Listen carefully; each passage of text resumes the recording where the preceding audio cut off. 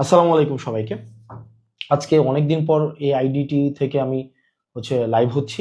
এই আইডিটি অনেকদিন ডিসেবল ছিল। এটাকে রিপোর্ট করে আইডিটাকে একদম ডিসেবল করা ফেলা হয়েছিল। তো আজকে আমার কাছে মনে হয়েছে যে কিছু বিষয় নিয়ে কথা বলা উচিত। যেহেতু টক শো বা অন্যান্য জায়গাগুলোতে যাওয়া হচ্ছে না, বা আহ, নির্বাচনী ক্যাম্পেইনের কারণে ব্যস্ত থাকা হচ্ছে, যেহেতু যাওয়ার সুযোগ হচ্ছে না, সেজন্য আমার কাছে মনে হয়েছে যে আপনাদের কাছে কিছু বিষয় ক্লিয়ার করা উচিত। নাম্বার ওয়ান, আপনি যদি গত 15-20 দিনের আপনার মিডিয়ার যে চরিত্র, মিডিয়ার যে আচরণ, সেটা যদি আপনি একটু দেখেন, কতটা বস্তুনিষ্ঠ অথবা কতটা নিরপেক্ষভাবে তারা কার্যক্রম পরিচালনা করছে, মানে তাদের যে আচরণটা, মিডিয়ার যে আচরণ, বিভিন্ন পত্রিকার আচরণ, মেইন স্ট্রিম মিডিয়ার যে আচরণ, তাহলে আসলে বাংলাদেশের মিডিয়ার চরিত্রটা সেখানে প্রকাশিত হবে।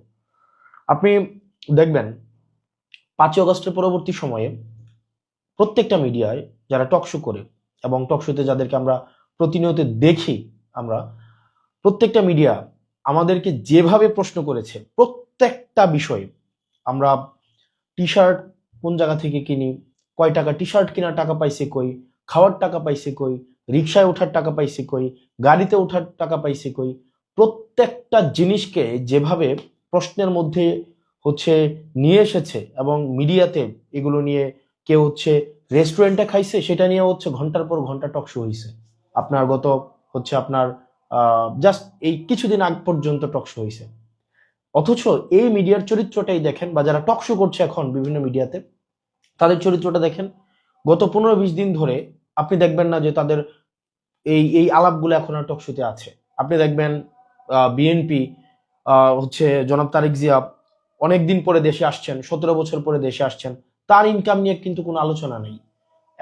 এতদিন পরে উনি এসে আপনার উনার অর্থ কিভাবে সংস্থান হচ্ছে, উনার জীবন নির্বাহ কিভাবে হচ্ছে, উনি কিভাবে এত বড় শোডাউন দিচ্ছেন, উনার নিরাপত্তার যে অর্থ সেটা কোন জায়গা থেকে সংগ্রহ করা হচ্ছে, এই বিষয়গুলো কিন্তু নিয়ে কেউ প্রশ্ন করছে না। একজনও না, আপনি একটা ব্যক্তিকেও আপনি দেখবেন না সেগুলো নিয়ে প্রশ্ন করতে।